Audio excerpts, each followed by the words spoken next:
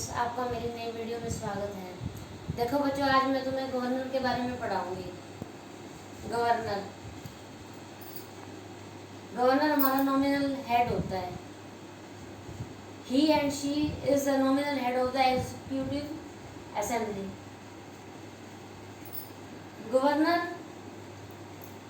State level पर एक, जैसे सेंट्रल लेवल पर राष्ट्रपति होता है, उसी तरह स्टेट लेवल पर गवर्नर राज्यपाल होता है। जैसे सारी शक्तियाँ राष्ट्रपति के हाथ में होती है संघ व्यवस्था में, वैसे ही स्टेट लेवल पर गवर्नर के हाथ में होती है। He and she is appointed by the president. यह प्रेसिडेंट द्वारा नियुक्त किया जाता है फॉर 5 ईयर्स। 5 साल के लिए इसकी अपॉइंटमेंट होती है। यदि किसी कारणवश कोई इमरजेंसी आ जाए तो इसे अपने पद से त्याग पत्र देना पड़ता है, या फिर यह खुद चाहे तो त्याग पत्र दे सकता है। इसकी इजिबिलिटी इंडियन हो।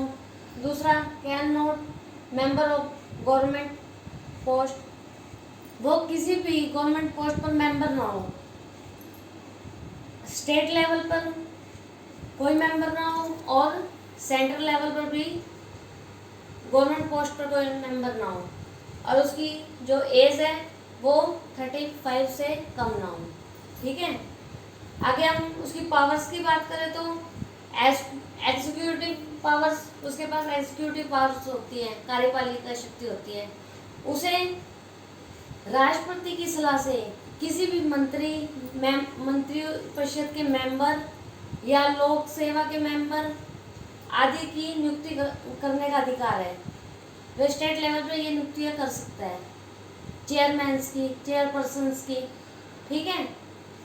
फिर है लेजिस्लेटिव पावर्स। लेजिस्लेटिव पावर में उसे 1/6 पार्ट मेंबर्स का असेंबली में नियुक्त करने का अधिकार है, जो मैंने पहले आपको पढ़ाया भी था लेजिस्लेटिव असेंबली के बारे में। वह किसी भी सदस्य को, जो कला विज्ञान, किसी भी सदस्य को नियुक्त कर सकता है। ठीक है। उसे धन विधेयक, फाइनेंशियल पावर में उसे धन विधेयक का अधिकार है। अगर राज्य में कहीं भी इमरजेंसी में अगर उसे वह खर्चा करना चाहता है तो वह कर सकता है अचानक, लेकिन उसके लिए उसको राष्ट्रपति की सलाह लेनी आवश्यक है। लेकिन अगर उसे अचानक आकस्मिक खर्च कर देना पड़ता है तो वो पहले खर्च कर सकता है, फिर वो राष्ट्रपति से इस चीज के लिए सिग्नेचर ले सकता है।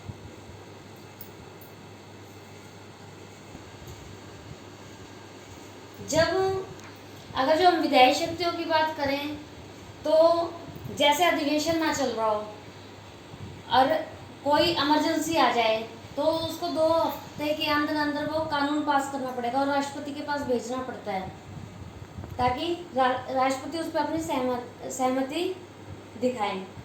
जुडिशियल पावर, जो न्यायिक शक्तियाँ होती है, वह राज्यपाल को उसका भी अधिकार है स्टेट लेवल पर। वह जज की नियुक्ति कर सकता है, मेन जज की नियुक्ति कर सकता है, या छोटे मोटे झगड़े होते हैं उनका निपटारा कर सकता है, लेकिन तब तक कर सकता है जब तक वो स्टेट लेवल पे है। अगर झगड़ा बढ़कर सेंट्रल लेवल पे चला जाए तो वो राष्ट्रपति के अंडर आएगा। अगर वह झगड़ा उच्च लेवल पे, सेंट्रल लेवल पे चल जाता है तो राष्ट्रपति ही उसका निपटारा करेगा। जैसे हम एग्जाम्पल में वो निर्भया केस के बारे में ले सकते हैं।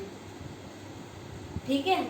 ये मैंने गवर्नर के बारे में बताया है। अगर आपकी जो गवर्नर की जो जुडिशियल पावर होती है, न्यायिक शक्तियाँ होती हैं, उस पर अगर वो झगड़ा स्टेट लेवल पे है तो गवर्नर को माफ़ करने का भी अधिकार है।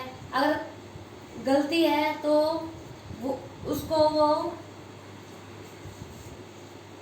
उसको आगे तक ले जाएगा।